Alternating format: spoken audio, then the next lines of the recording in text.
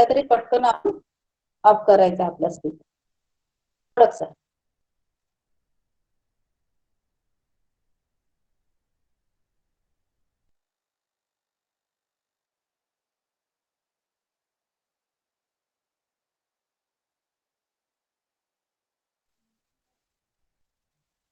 Sir आवाज येतोय का मोडक सर? हा हा येतो मॅडम. Okay sir.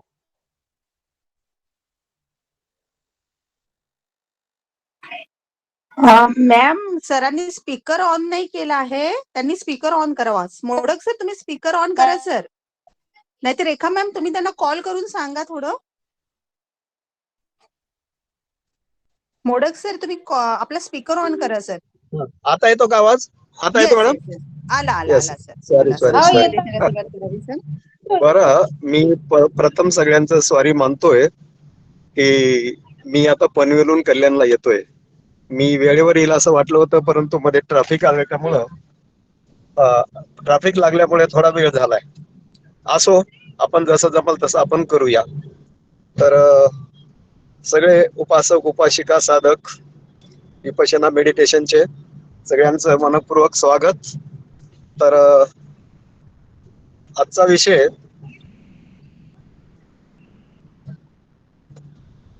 माहित आहे, सगळ्यांनाच माहित आहे. म्हणजे आपण जय मंगल आठ गाथा आहे त्याच्यात, जय मंगलाच्या गाथून. याच्यावर थोडं मी विश्लेषण करणार आहे. त्याच्यामधले महत्वाचे फॅक्टर्स आहेत. एक आपली मिच्छादिठी म्हणजे चुकीचे समज, चुकीचे ग्रह, आणि सत्याची क्रिया. जे सत्य असतं त्याच्या क्रियेचे काय फल असतात आणि कसे केले जातात.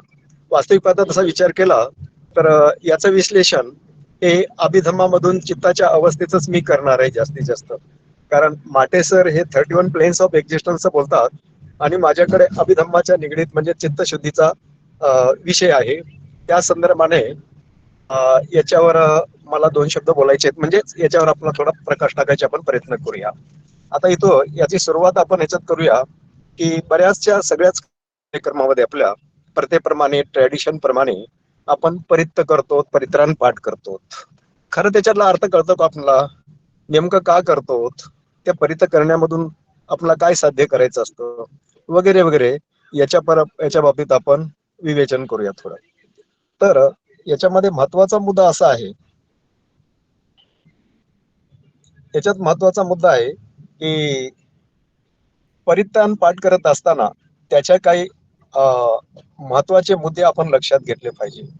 ते परित्राण पाठ करत असताना आपला उद्देश काय आहे ते करण्याचं, आणि त्या परित्राणाचा अर्थ काय आहे, आणि ते पूर्ण करण्यासाठी आपल्याला काय काय कंडिशन पूर्ण करायचे असतात हे आपण विचारात घेणं महत्वाचं आहे.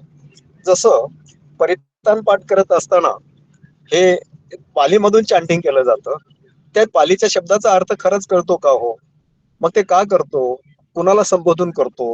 हे सगळं जे करतो ना, बुद्ध धम्म संघ यांच्या ठाई जे सत्य वसलेलं आहे त्या सत्याचा काही प्रभाव असतो. त्या सत्याच्या प्रभावानं माझं कल्याण हो, दुसऱ्याचं कल्याण हो आपण म्हणतो, त्याच्यामध्ये काय ह्याचा अर्थ आपला असा कळतो. मग त्यावेळेस आपली भावना कशी असते, आपण त्याच्यात एकरूप होतो का त्या भावनेमध्ये, आणि त्याचे रिझल्ट मिळतात का? म्हणजे हे पेटकोपदेश म्हणून त्रिपिटकामधला एक भाग आहे. त्या पेटकोपदेशामध्ये महत्वाचे मुद्दे असे दिलेले आहेत की जो सांगणारा सांगतो, एखादं कथन करत असतो, दुसरा ते कथन आणि ते कथन ऐकत असताना त्याचा अर्थ काय असतो हे दोघालाही ट्रान्सफॉर्म झाला पाहिजे, त्याच्यापर्यंत पोहोचला पाहिजे, त्याला त्याचा अर्थ कळला पाहिजे. म्हणजे त्या दोन्हीचा अर्थ कळतो, म्हणजे त्या भावना त्याच्यामध्ये त्याची जागा होते. भावना कळले म्हणजे त्याचा क्लिअर अर्थ होतो.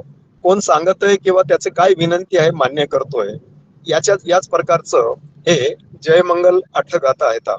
तर ह्या 8 गाथेमध्ये कशा घेतले तर 31 लोकांची मालिका जेव्हा आपण विचारात घेतो त्यावेळेस मानव लोकांमधले 3 आहेत, ज्याच्यामध्ये अंगुलीमाल आहे, चिंचा आहे आणि सच्चक आहे, परिव्राजक. दुसरा आहे यक्ष, त्याच्यामध्ये आळवक यक्ष आहे.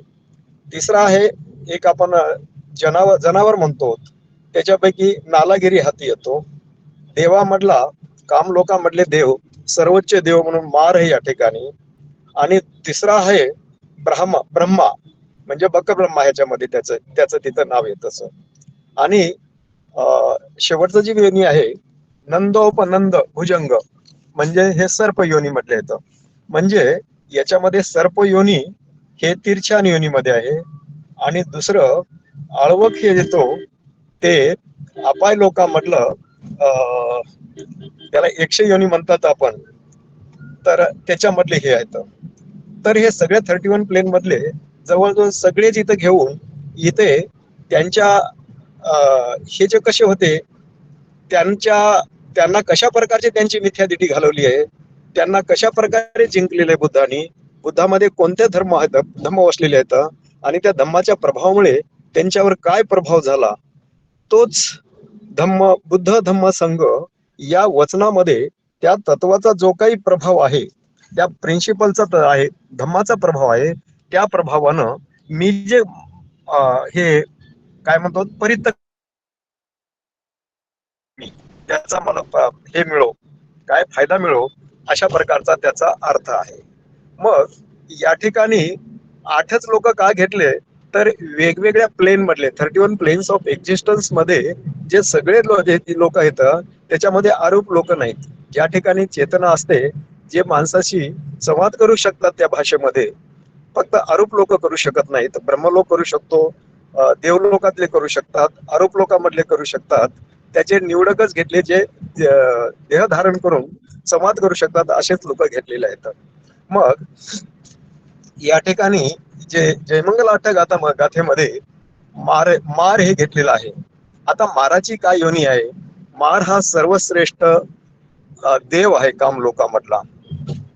कामलोकामध्ये जे म्हणतो आपण माणसाला धरून जे म्हणतो ना वरच्या लेवलचे मानव लोक, चातुर्माराजिक, तावतिम्स, याम, तुसित, निम्मानरती, परनिमित्त वसवती असे मानवाला धरून 7 लोक जे आहेत त्याच्या सगळ्यात श्रेष्ठ लोक हा मार असतो. परंतु मागे मी बोललेलोय तो बुद्धाच्या आणि जो कोणी धम्म मार्गाने चालत असतो त्या धम्मापासून त्याला विचलित करण्यासाठी त्याचं कार्य असतं. त्या प्लेनची त्याची कॅपॅसिटी, कॅरेक्टरिस्टिक्स असते, त्याप्रमाणे तो आपली ड्युटी बजावत असतोय.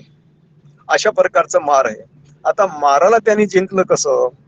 जेव्हा सम्यक संबोधी प्राप्त केली त्यावेळेस बुद्धांनी त्याची मारसेना कितीतरी होती. बोधिवृक्षाखाली, आता आपण बुद्धगया म्हणतो, त्या ठिकाणी मारसेना येऊन अनेक रूप धारण करून गिरी मेखला हत्तीवर बसून त्यांनी अनेक शस्त्र घेऊन त्याच्यावर बुद्धावर बोधिसत्वावर चाल करून येत असतात आणि त्यांना त्या याच्यापासून विचलित होतात. म्हणून असं विचलित करण्याचा प्रयत्न करतात. बोधिसत्वाचं अधिष्ठान असतं. अधिष्ठान असं असतं की या ठिकाणी बसल्यानंतर सम्यक संबोधी प्राप्त करेल, माझ्या शरीराचा एक थेंब सुद्धा राहणार नाही, अशा प्रकारचे त्यांनी अधिष्ठान करून बसले असतात आणि मार तिथं येतो. आणि बुद्धाला सांगतोय की बोधिसत्वाला सांगतो की ह्या जागेवरून तू उठ, ही जागा माझी आहे. बुद्ध सांगतात मी पारमिता पूर्ण केलेल्या आहेत, माझ्याकडे हे बल आहे. त्यावेळेस पृथ्वी तिथं साक्षी असते म्हणून आपण भूमिस्पर्श मुद्रा तिथं दाखवली असतं, ते प्रतीक आहे त्याचं. आणि अशा रीतीने महाराजशी संवाद करून महाराज तिथं काही चालवलेलं नाही.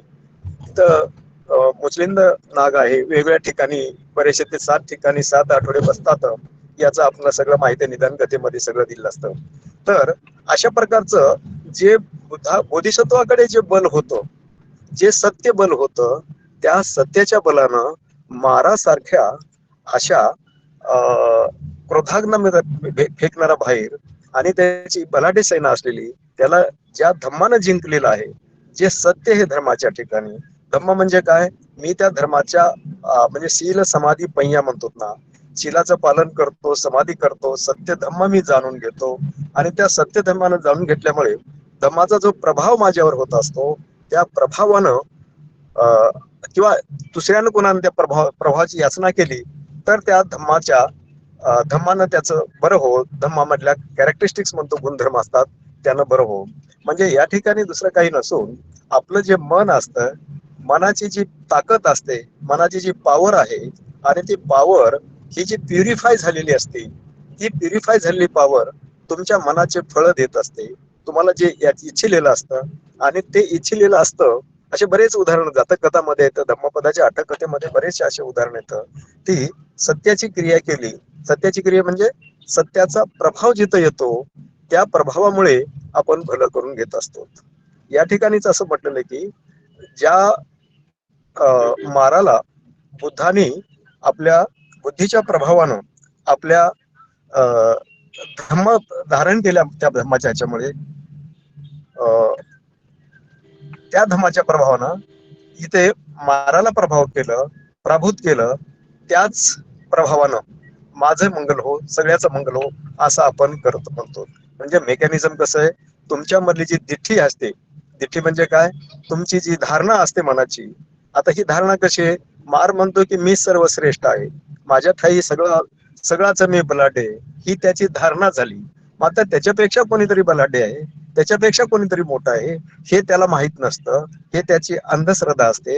हे त्याच्या मनावरचं काय म्हणतात त्याला, त्याची दिठ्ठी असते. ही त्याची धारणा केली असते की मी सगळ्यात मोठा आहे.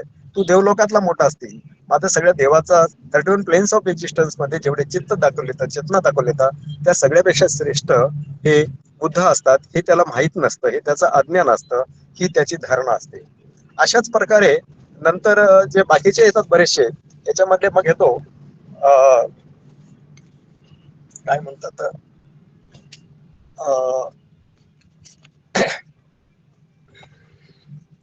सचक हा एक परिव्राजक असतोय. सचक हा परिव्राजक असताना त्याची सुद्धा भरपूर मोठी मिच्छादिटी असते. मीच सगळ्यात श्रेष्ठ आहे. हॅलो हॅलो मीच ज्ञानी पंडित आहे सगळ्यात. कोण बोलतंय का? 31 प्लेन्स ऑफ एक्झिस्टन्स म्हणतो ना आपण, त्याच्यामध्ये मीच श्रेष्ठ आहे, माझ्यापेक्षा कोणीच नाही, अशी त्याची ती मिथ्या धारणा होती. बुद्धाशी तो संवाद करतो आणि ते संवाद केल्यानंतर बुद्धाचे ते प्रश्न विचारतो आणि ते बुद्धाला प्रश्न विचारल्यानंतर प्रश्नाचे उत्तर बुद्ध सहज देतात. त्यावेळेस तो त्याला रिअलाइज होतो मी कितीतरी चुकीच्या मार्गाने जात आहे, हे त्याला सत्य जाणत असतं. त्याची मिथ्या तिथे निघाल्यानंतर बुद्धाकडे येत असतो. याच्यात एक महत्वाचा मुद्दा मी सांगतो या ठिकाणी. हे जे सगळे 8 लोक घेतलेले आहेत, 8 लोकांकडे बुद्ध मुद्दाम होऊन त्यांच्याकडे जातात का तो त्यांच्याकडे येत असतो, हा एक आपण विचार करायला पाहिजे. जेव्हा एखाद्याचं कर्म उदयास येत असतं, म्हणजे कुशल कर्म उदयास येतो, त्यावेळेस बुद्ध त्याच्याकडे होऊन जातात किंवा तो माणूस बुद्धाकडे जात असतो. या ठिकाणी बघा, अंगुलीमालाचं उदाहरण आपण घेतलं तर अंगुलीमाल माणसाचा संहार करणारा, बऱ्याच ठिकाणी त्याला डाकू लुटारू असं म्हटलंय. हे चुकीचं आहे. त्यानं कोणाचीच लुटमार केली की नव्हती, काही नव्हती. त्याला फक्त त्याच्या गुरुनं दिलेलं ते इनडायरेक्टली शाप होता, मात्र गुरुला त्यांनी वचन दिलं होतं ते पूर्ण करायचं होतं. मग इथं आता शिष्याने गुरुनं कोणतं त्याला काम सांगावं किंवा काय त्याच्याकडून मागावं, हा इथं चुकीचं आहे. आणि असं गुरुनं मागावं त्याची आपण पूर्तता केल्यानंतर मला ती फलप्राप्त होती विद्या, हा एक अंगुलीमालाचा या ठिकाणी मालाची ती मिथ्यादिटी होते, चुकीचा समज होतो, चुकीचा ग्रह होतो. या ठिकाणी सत्य तिथं काहीच नव्हतं. म्हणून कितीतरी लोकांचा संहार केला. 999 म्हणतं ते 999 नाहीये, परंतु अगोदर अशी माळ न तयार करता कित्येक झाडावर ठेवायची, गिधाडानं कावळ्यानी खायची आणि जायचं. नंतर ते मोजायला लागला म्हणून प्रत्येक लोकांचा म्हणजे नरसंहार केला म्हणायचं. अशा ठिकाणी जे सगळं केलंय ते त्याच्या चुकीच्या समजामुळे केलं, मिथ्यादृष्टीच्या केलंय. म्हणजे गुरुनी सांगितलं तर असं चुकीचं अकुशल कर्म कर, तेव्हाच तुला विद्या फलदायी होते, असं इथं चुकीचं आहे. हे ग्रह सगळे चुकीचे येतं. म्हणून ते जे धम्माचा तिथं त्या ठिकाणी प्रभावानं ते जिंकलं गेलं आणि त्या समजानं त्याचे चुकीचे समज आहेत, गैरसमज आहेत, त्याच्यातून कोणतीही फलप्राप्ती नाहीये. म्हणून आपली वृत्ती कशी असावी, डोळस असावी. जे काही घडतं त्याचं मेकॅनिझम आपल्याला समजलं पाहिजे आणि त्या मेकॅनिझम मधून आपण बरंचसं काही साध्य करू शकतो. आपल्या मनामध्ये जे ठरवलेले बेत असतात परित्य करतो, त्यावेळी सुद्धा हे मला सत्य जाणायचंय, त्या सत्यामुळे माझं कल्याण करून घ्यायचं, दुसऱ्याचं कल्याण करायचंय. कोणत्या उद्देशानं करतो हा उद्देश तिथं महत्वाचा आहे. तो जे त्याचं पठन करतो ते शब्द उच्चारतो किती स्पष्ट असावे, किती लयबद्धतेमध्ये असावं. गडबड घाई गोंधळीमध्ये त्याचा उच्चार न करता केलं तर त्याचा अर्थ स्पष्ट होत नाही. आपण बघा ना हो, एखाद्यानं जर काही बोललं असेल, त्याचे अर्थ स्पष्ट कळत नसेल तर तुम्हाला त्याचा शब्द स्पष्ट ऐकायला येत नसेल तर आता कळत नाहीये. म्हणून ते शब्दाचा उच्चार आणि त्याचा अर्थ, हे जे उच्चार करतो तो आणि ऐकतो तो आणि त्याचा अर्थ समजणं, ह्या तीन बाबी फार महत्वाच्या आहे. आणि ह्याच्यातलं काही माहित नसेल तर ती मिथ्या दिटी ठरते, चुकीचा समज ठरतो. म्हणून आपण विपशी साधक आहात, आपण धम्माच्या मार्गाने जात असताना ह्या बाबी आणि ह्या बाबी अत्यावश्यक आहेत. आणि ह्या बाबी समजून घेण्यासाठी तुमच्या मनाची नेहमीसाठी चिंतन करण्याची वृत्ती असली पाहिजे, ह्याच्यातलं सत्य शोधण्याची वृत्ती असली पाहिजे. नेहमीसाठी ते काय घडलेलं आहे, काय आहे, नेमकं काय झालेलं आहे, हे मला सत्य शोधता आलं पाहिजे, त्याच्यातलं मला काढता आलं पाहिजे. हे एक महत्वाचं आहे. दुसरं आहे चिंचा. चिंचा तर ती वेळीच होती. आता चिंचेविषयी मागच्या माझ्या लेक्चरमध्ये बोललेलंच आहे. ही सतत नेहमीसाठीच बोधिसत्वाची ती विरोध होती आणि आता सुद्धा विरोधकच म्हणून राहते. हे जे विरोधक म्हणून काम करतात हे काही तसे नाही, त्याने ते पात्र घेतले असतात. ही चिंचा बोधिसत्वाची पत्नी असताना डाव्या पायाच्या एका ह्याच्यामधून शिरेमधून तिनं रक्त पिलेलं असतं. एक वेळेस सावत्र आई असते, त्याची पत्नी जरी झाली असती तरी ती नेहमीसाठीच विरोधात कार्य करत असते आणि तिला नेहमीसाठी डोहाळे लागतं ते बोधिसत्वाचे डोळे आणि किंवा हृदय खायचंच असतं. अशी ही चिंचा बोधिसत्वाच्या म्हणजेच बुद्ध झाल्यानंतरच्या शेवटच्या जन्मात सुद्धा तिनं ते आपलं कार्य सिद्धीस नेण्यासाठी प्रयत्न करत असती, बुद्धाच्या विरोधातच असती, बोधिसत्वाच्या विरोध होती. ही तिचा रोल होता, देवदत्तासारखा तिचा रोल होता, मारासारखा तिचा रोल आहे. धम्ममार्गाने जाणणाऱ्या किंवा तशा प्रकारचे पात्र निसर्गतः ठरलेले असतात. ते तुम्हाला जागरूकता ठेवण्यासाठी नेहमीसाठी की याच्यापासून सावध कसं असावं असे विरोधक असतात. त्या विरोधकासाठी सावध असलं पाहिजे. म्हणून तुम्हाला ह्याची दिठी कोणती आहे, त्याची धारणा कशी आहे हे समजलं पाहिजे. त्याबरोबरच आळवक विषयी मी बोलतो जरा, आणि नंदोपनंद याच्यावर थोडक्यात, बाकीचं तुम्हाला बरंच माहित आहे म्हणून त्याच्यावर पुन्हा पुन्हा रिपीट करणार नाही. आळवकच्या बाबतीत माहित आहे, आळवक हा 100 असतोय आणि बुद्ध त्याचं कल्याण काहीतरी साधायचं असेल, त्याचे कर्म उदयास येत असतील, त्याच्या हातून अनर्थ घडत असेल, त्याच्यापासून त्याचे कुशल कर्म झाल्यामुळे तो धम्म मार्गावर येण्याचे कर्म उदयास झाले. म्हणून असे ज्याचे कर्म उदयास येतात त्या कुशल कर्मासाठी बुद्धाला ते जाणतात, त्यांच्या रिधी बलामुळे, त्यांच्या दसबलामुळे जातात आणि त्याचं कल्याण जवळ आल्यानंतर बुद्ध स्वतःहून तिथं जात असतात. म्हणून अंगुलीमालाला वाचवण्यासाठी गेले असंच मी म्हणेन त्या ठिकाणी. मात्र त्याचे कर्म, आता त्यांनी मनातून याचना केली होती की मला ह्याच्यातून कोण बाहेर काढेल, ही त्याच्या मनाची याचना होती. ते बुद्धांनी जाणले आणि त्याच्यातून वाचण्यासाठी त्याला गेले होते. दुसरा हा आळवक हा 100 होता. आळवक हा 100 बुद्ध त्याच्या खोलीत जाऊन बसतात,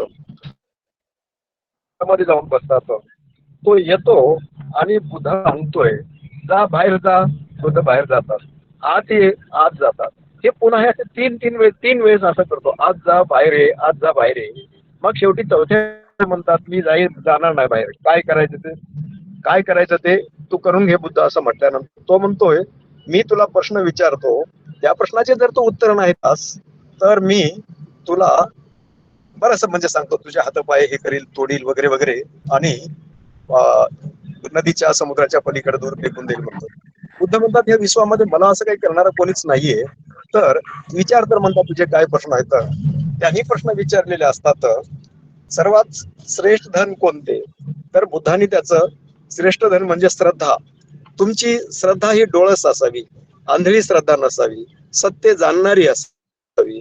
सत्य त्याच्यातलं जाणायला लागल्यानंतर श्रद्धा ठेवून ते पुढे जायचं असतं, धम्म शिकायचा असतो. त्याच्यानंतर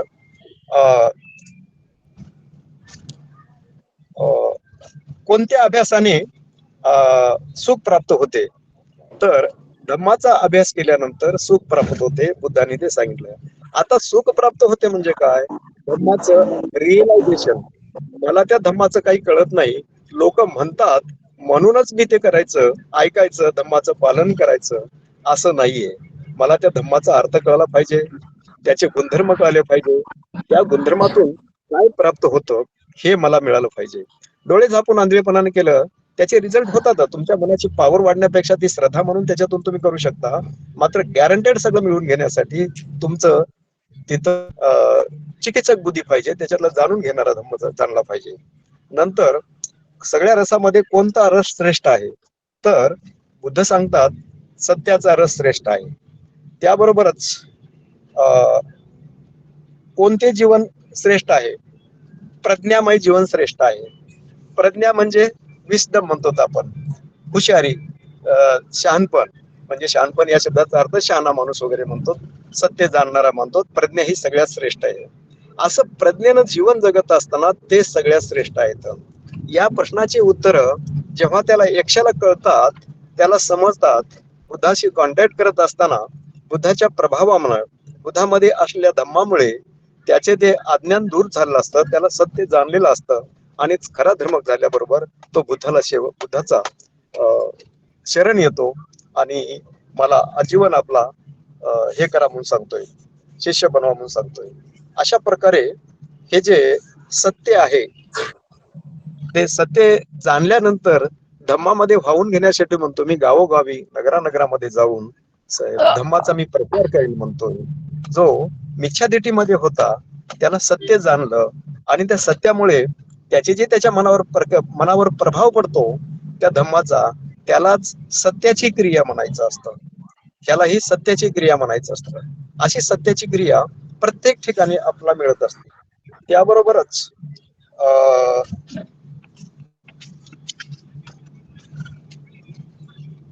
नालागिरी हा तिथं तुम्हाला माहितच आहे. नालागिरी हे प्राणी होता, बुद्धावर त्याला दारू पाहून पाठवलेला असतो, परंतु त्याचं चित्त हे बुद्धाची मैत्री भावना आहे म्हणतात, परंतु त्याचं चित्त नेहमीसाठीच कुशल असतं. त्याला ते माहित नव्हतं कुठं जायचं ते. त्याला दारू पिऊन बुद्धाच्यावर सोडा असल्यामुळे बुद्धाचं शरण घ्यायला येतो. तो एक बोधिसत्व असतो. तो सुद्धा नालागिरी हाती हा त्याच्यात हाती म्हणून असला तरी तो बोधिसत्व आहे. नालागिरीला मी बोधिसत्व का म्हणतो, तर येणाऱ्या पुढच्या 10 बुद्धामध्ये या नालागिरीचा नंबर सम्यक संबुद्ध होण्यामध्ये आहे. राजा प्रशंजिताचा आहे, तर आणि पालिलिओ हत्तीचा आहे, छेदंत हत्तीचा आहे. असे बरेचसे मागच्या लेक्चर मध्ये मी सांगितले होते की हे हत्ती सुद्धा ते वेगळ्या योनीमध्ये जन्म घेत असतात बोधिसत्व अवस्थेत असताना, आणि त्याच्यामधून हे कुशल कर्म त्यांच्या हातून घडत नाही, त्यांच्या चित्ताची ठेवण तशा प्रकारची झालेली आहे.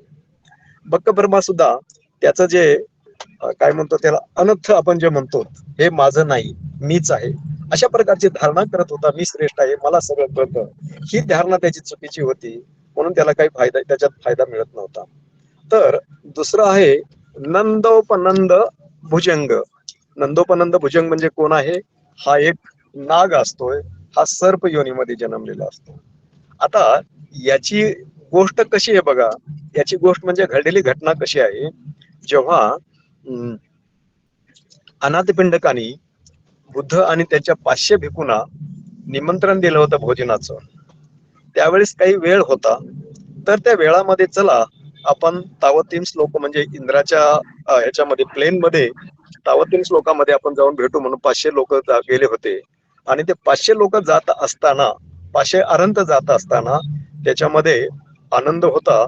आनंद अरंत नव्हता, परंतु आनंद होता.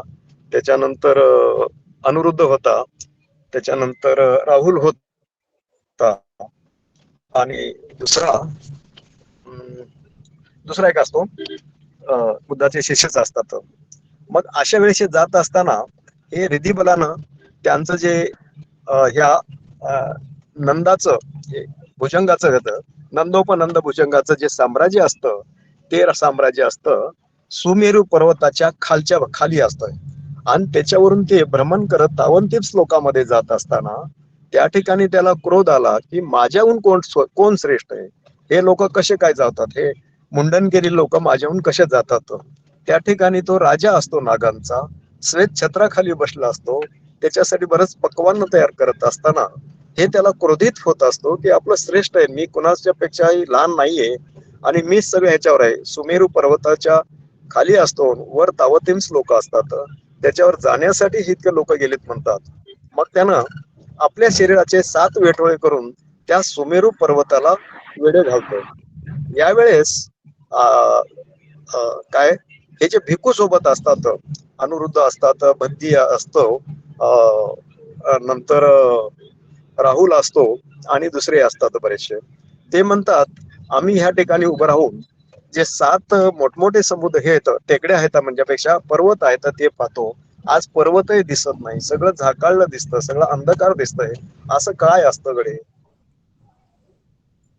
हे जे बुद्धाला जेव्हा विचारलं तेव्हा बुद्ध म्हणतात या ठिकाणी नंदोपनंद हा जो नाग आहे तो या ठिकाणी संतापलेला आहे, तो रागात आहे आपल्यावर, आपण त्याच्या साम्राज्याहून जात आहोत म्हणून. मग असं केल्यानंतर त्या ठिकाणी राहुल म्हणतो आणि अनुरुद्ध म्हणतो, सगळे म्हणतात मी त्याचं दमन करायला जाऊ का? परंतु हे दमन करायला जाऊ का म्हटल्यानंतर बुद्धाने कुणालाही परमिशन दिली नाही. शेवटी पाळी महामोगलांची येते.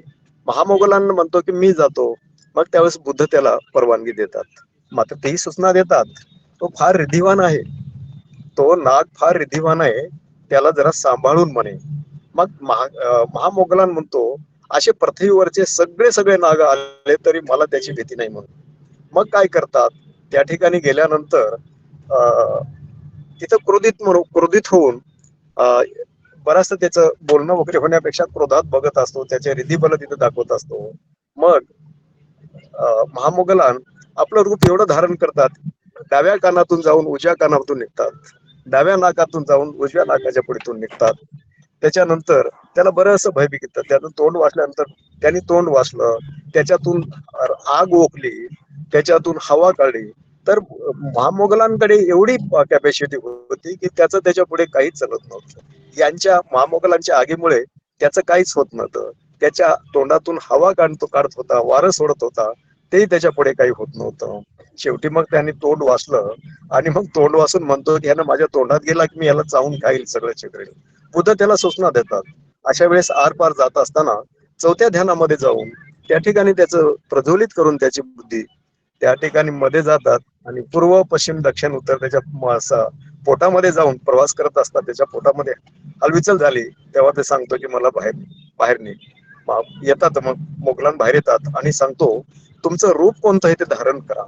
मग रूप धारण करा म्हटल्यानंतर जीवर परिधान केलेला असतोय आणि चला म्हणे काय आहे ते. मग ते बुद्धाला शरण जात असतात, मोगलांना शरण जातो. परंतु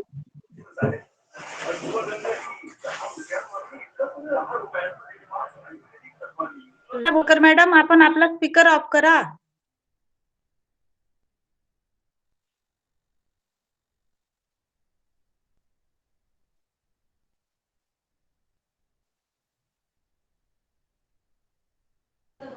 सर आवाज येत नाही.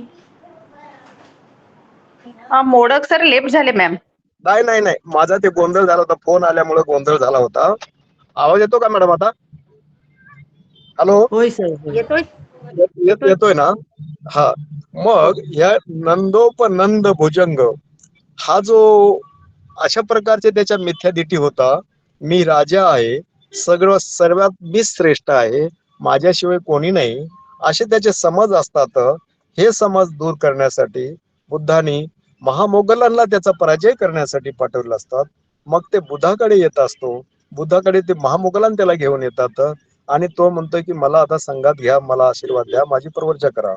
बुद्ध त्याला म्हणतात की तुझं कल्याण हो, मंगल हो म्हणतात. अशा प्रकारचं म्हटल्यानंतर तीच त्याची प्रवर्जा होत असते आणि संघामध्ये येत असतोय. अशा रीतीने हे जे दिलेले आहेत नंदोपनंद हा एक मोठ्या प्रकारचा, बऱ्याच प्रकारचा ते रिद्धिबलाने संपन्न असलेला, अशा रिद्धिबलाने वेगवेगळ्या योनीमध्ये जन्म घेतलेले हे जे लोक आहेत, त्या लोकांचा बुद्धांनी आपल्या धम्मामध्ये आपल्या सत्याच्या प्रभावामुळे कशा प्रकारे प्रभाव केला, त्या पराजय केला आणि त्यांना कसं जिंकलं, त्यांना कोणत्याही प्रकारचं दुःख न देता त्यांना कशा प्रकारे जिंकून घेतलं, हा धम्माचा प्रभाव आहे. हे धम्माचा प्रभाव तुमच्यावर कधी होऊ शकतो, कधी त्याचे रिझल्ट मिळतात, तुमची मिथ्यादिठी जेव्हा बाहेर जात असते, तुमच्यातून निघून जात असते, तुमच्यात मिथ्यादिठी राहत नाही, त्यावेळेस हे धम्म तिथं खऱ्या अर्थाने कार्य करत असतो. आपण बघा ना हो, लग्नामध्ये बऱ्याच ठिकाणी आपण काहीच अर्थ समजून घेत नाही. परत प्रयत्न करायचं दुसऱ्याने केलं, दुसऱ्याने सांगितलं म्हणून करतो. तसं न करता मी जर ते सगळं जाणून करायला लागलो तर मला ते सत्य समजत असतं. होतात अनावधान चुका. या चुका जरी झाल्या तरी त्याच्यात काही फरक पडत नाहीये. त्या किरकोळ असतात. त्याच्या पाठीमागचा तुमचा उद्देश तो चांगला करायचा असतो. हे उद्देश तुम्हाला ते पवित्र असतो. मात्र ते उद्देश मोठ्या प्रमाणामध्ये सफल होण्यासाठी माझ्या मनाचं पावित्र्य म्हणजे शीलाचं पालन करणं, समाधीमधून तुमचं मनाची एकाग्रता होऊन बाकीच्या प्रक्रिया होतात. तिथं सती असते म्हणजे जागरूकता, आणि प्रज्ञा त्याचा अनालिसिस करून तुम्हाला सगळं सांगतं. हे तुमचे घटक तुमच्याकडचे माइंड फॅक्टर्स म्हणतो. हे माइंड फॅक्टर जेव्हा शुद्ध असतात, माइंड फॅक्टर जेव्हा अवेअर असतात, माइंड फॅक्टरला सगळंच हे कळतं. त्याचं मेकॅनिझम मी थोडक्यात सांगतोय बघा. आता हे कसं सत्य कसं जाणलं जातं आणि मिथ्यादिटी कशी जातली जातं. तुमचं मन शुद्ध कसं होत नाहीये तर त्याच्यामुळे काय असतात, बरेचसे आपण काय म्हणतो निवर्ण म्हणतो. अनेक प्रकारचे संस्कार झालेले असतात. त्या संस्कारामध्येच आपण डुबत असतो. सत्याच्या परिस्थितीचा विचार केल्यानंतर हे जे मिथ्या दिटीमध्ये आपण अडकलेलो असतो तेच सत्य मानून जाण्याचे. ज्या गोष्टी सत्य नाहीतच त्याला आपण सत्य आहे म्हणून असं जागतो म्हणतो, त्या मिथ्या दिटी सध्या वर्तमान काळात जे चाललेलं आहे तेच थोतांड आहे. त्याच्यातून आपण सगळ्यांनी बाहेर येण्यासाठी, त्याच्यातलं सत्य जाणण्यासाठी माझे शीलाचं पालन मी केलं पाहिजे.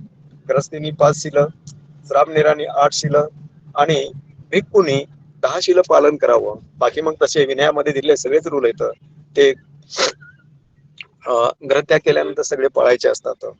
तर ह्याच्यात महत्वाचा मुद्दा महत्वाचा आहे की आपलं जीवन चांगल्या प्रकारे जगण्यासाठी, व्यवस्थित जगण्यासाठी शीलाची आवश्यकता आहे.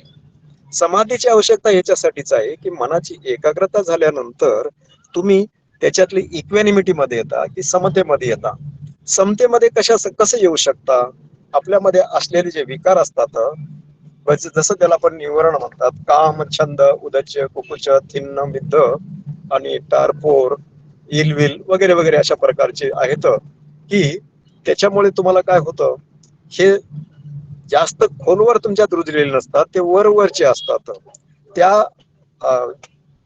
निवरणामुळे म्हणजे समाधी मार्ग म्हणजे सत्य जाणून घेण्याच्या मार्गामध्ये हे जे निवर्ण असतात ते निवर्ण म्हणजे आड येणाऱ्याला निवर्ण म्हणतात. तर ते माइंड फॅक्टर आहेत, मनाचे फॅक्टर असतात. एखाद्या बरंच उगीच शंका घ्यायची, नको तेवढा विचार करायचा, डाऊट घ्यायचं, काहीतरी त्याच्यात का आहे ते बघायचं, हे खरं आहे ते न जाणून घेणं, हे मिथ्या दिटीकडे जाणारे असतात. आपण त्याच्या प्रभावाखाली चालतो आणि सत्य जाणून घेत नाही. त्याच्यासाठी मनाची एकाग्रता करता म्हणजे समतेमध्ये येण्यासाठी प्रयत्न करता. हे जे निवर्ण असतात, मनाची एकाग्रता झाली तिथं पावर तुमची वाढी, ते निवर्ण जे असतात ते तिथं इरॅडिकेट होतात म्हणजे निघून जात असतात, जळले जातात आणि तुम्ही मोकळे होता, शांती होती. तिथं शांतता झाल्यानंतर तुमच्या मनामध्ये मोठी व्याप्ती अशी वाढते की माझी शांती मन शांत झाल्यामुळे दुसऱ्याच्या बद्दलची मैत्री भावना तुम्हाला वाढते. म्हणजे आपण त्या ठिकाणी त्याच्यामध्ये आपण ब्रह्मविहारामध्ये जात असतो. ब्रह्मविहारात गेल्यानंतर तुम्हाला सगळं काहीतरी आनंद तिथं मिळत असतो. आनंद मिळाल्यानंतर त्याच्यातलं समतेमध्ये आल्यानंतर तुम्ही ते सत्य जाणायला लागतात. सत्य जाणल्यानंतर हेच सत्य जाणणंच हे महत्वाचं आहे. जे असे चुकीचे समज आहेत, मिथ्या दिठी आहेत, त्या दिठी तुमच्या निघून जातात. अंतर्मुख होऊन त्याच्यात विचार करणं एवढं महत्वाचं आहे. त्याच्यानंतर आनंदित राहणं आहे हे, आणि हॅपीनेस ज्याला म्हणतो ते चौथ्या ध्यानामध्ये. आणि त्याच्या मनाची एकाग्रता झाली की मग माझ्या शरीरात, माझ्या मनामध्ये मी विपश्यना करत असताना माझ्यावर झालेले हे, माझ्या मनात असलेले, माझ्या शरीरात असलेले संयोजन काढून टाकतो, निवर्ण काढून टाकतो. एकाग्रतेची, मनाच्या एकाग्रतेची ही पॉवर आहे. त्या पॉवरमुळे तुम्ही सत्य जाणायला लागतात. आता याच्यामध्ये एक सांगतो, मनाची एकाग्रता झाली, मनाची समता आली, मग त्या तुमचं जागरूकता म्हणजे सती म्हणतो आपण त्याला. ती सती तुमची तिथं जागा होताना परफेक्ट काम करते. माझ्या मनामध्ये काय चाललंय, माझ्या शरीरात काय घडत आहे, सत्य त्या ठिकाणी ती ही जाणत असते. सत्य जाणत असते म्हणजे जाणत नाहीये, ती त्याच्या फक्त रिडिंग घेते, ते काय ते ऑब्झर्व करते. आणि हा डाटा सगळा गोळा केल्यानंतर जेव्हा तो डाटा ऑटोमॅटिकली प्रज्ञेकडे जात असतो. प्रज्ञा हे माइंड फॅक्टर वेगळा आहे. त्या ठिकाणी त्याची चिकित्सा होते, त्या ठिकाणी त्याचं विश्लेषण होतं. विश्लेषण केल्यानंतर त्याच्यातलं सत्य काय आहे ते जाणून त्याचा सगळं सत्य, म्हणजे आपण लोणी कडवल्यानंतर तूप मिळतं ना, तसं जी घटना घडली त्या घटनेमधलं जे सत्य आहे ते तिथं कळायला लागतं. ते सत्य कळाल्यानंतर तुम्ही मग काय करता त्याच्यामध्ये, हे सत्य जाणलं की बस तेवढ्यासाठीच आपली धडपड असते. जे आपल्या हातून मिथ्या दिठी आहेत त्या दिठी राहत नाहीत. मग सत्य तुम्हाला जाणल्यानंतर त्या सत्यासाठीच प्रयत्न करतो. मिथ्या दिठी म्हणजे निवारणासारखा प्रकार आहे, तो ध्यान साधनेमधून दूर करता येतो. आणि त्यानंतर तुमच्या मनाची जी पॉवर आहे, मनाची जी व्याप्ती आहे, मनाचे जे बल आहे त्या ठिकाणी वाढते. म्हणून या धम्म मार्गाने गेल्यानंतर जे काही सुख आहे ते सुख आपल्याला किती प्राप्त व्हावं त्याला काही सीमा नसतात. या सीमा म्हणजे की मनाची पॉवर तुम्ही एकाग्रतेमधून, सतीमधून आणि प्रज्ञेमधून जेवढं वाढवाल तेवढं तुम्हाला रिअलाइज होतं, सत्य तुम्ही जाणू शकता. आणि आपली सगळ्याची सत्य धडपड असते ती सत्य जाणण्यासाठीच असते. आणि सत्य जाणल्यानंतर हे चुकीचं आहे एखाद्या बद्दलचं आपला चिपकाव असणं आणि एखाद्या बद्दलचं काय म्हणतात चिपकाव नसणं, म्हणजे तृष्णा असणं, तृष्णा नसणं.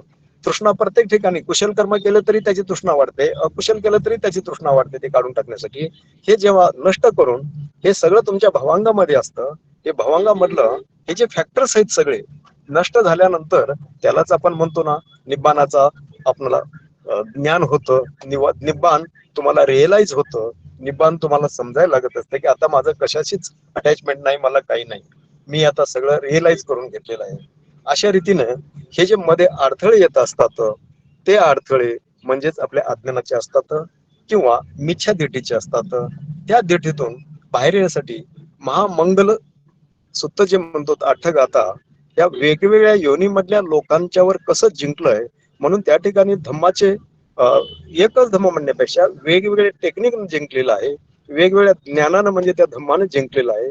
ते धम्म एकाच प्रकारचे नाही तर त्या धम्माच्या वेगवेगळ्या कॅरेक्टरिस्टिक्समुळे या 8ही प्रकारच्या लोकांना जिंकलेलं असल्यामुळे तो जो धम्म काम करतो त्या धम्मानं सगळ्याच म्हणजे माझं कल्याण हो, मला कवच कुंडल म्हणतो किंवा संरक्षण मिळो, अशा प्रकारची ही जय मंगल आठगाथा आहे. आणि ह्या जय मंगल आठगाथेमध्ये आपल्यामधले सगळेच निवर्ण मिच्छादेठी काढून टाकण्यासाठी याचा फार मोठ्या प्रमाणे उपयोग होत असतो. ते उपयोग करण्यासाठी आपण विपश्यना करतो, परित्राण करतो, ऐकतो, त्याचा अर्थ समजून घेणं महत्वाचं आहे. धम्म साकच्य म्हणून चर्चा होणं महत्वाचं आहे, त्याच्यातून आपली डेप्थ वाढते. अशी डेप्थ सगळ्याच आपल्या प्रॅक्टिस मेडिटेशन ग्रुप मधल्या सगळ्याच साधकांची व्हावी एवढ्या माझ्या शुभेच्छा आहेत. आता पुढचा बऱ्याच वेळेस मला टाइम मिळत नाहीये, तो आपण चर्चेसाठी देत नाही, टाइम संपला म्हणून मला सांगण्यात येतं. तर आज मुद्दाम ही टाइम देतोय, आपण ह्याच्यावर चर्चा करूया. काही प्रश्न असतील, ते गंभीर प्रश्न असले तर चालेल, आपण त्याचा अर्थ काढून त्याच्यातलं सत्य आपण जाणूया.